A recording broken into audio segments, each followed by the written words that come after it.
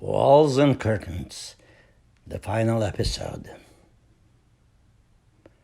The limo glided like a gondola through the night towers of New York. Now and then I would glimpse through an arrow of light a window on the 35th floor of a skyscraper where a dog watched television from an armchair. In the West, digs are very expensive. I wouldn't be surprised if Nemo had been sold by the neighbor to a rare dog dealer specializing in antiquities from the Soviet Empire. I had no business gliding in this deluxe montgolfier through the capitalist sky. Schlesy was another story. He was lowered on a ladder onto the roof of the Empire State Building and taken someplace soft and weird. I didn't see him again for 50 years. I myself was let out in Brooklyn and put in charge of a vast rescue operation that housed and distributed 100,000 dogs a year to childless couples. Nemo was found by a mercenary in a Manila slum. Informed of my interest, he showed up in a dream with a ransom note.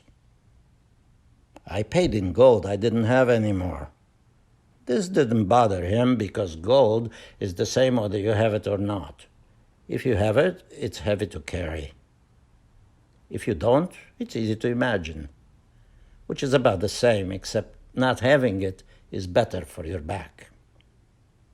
We made the exchange in a house of ill repute on the Barbary Coast.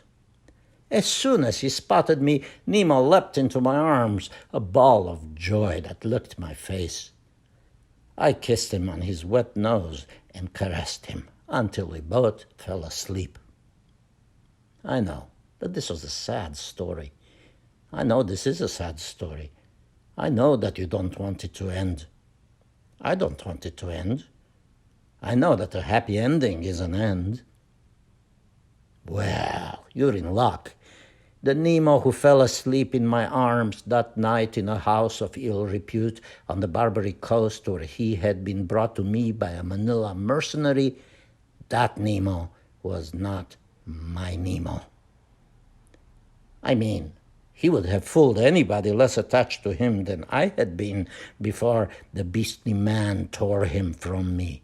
But he couldn't fool me. The new Nemo, though an affectionate dog and a fine companion, was not the Nemo of my childhood. In fact, I must tell you that in addition to not being my Nemo, this Nemo was a secret agent. Nevertheless, he became a good friend, and we had many adventures together, some of which may have cost me my life. Maybe I will tell you the story, but I warn you, it is much more adult and much more capacious.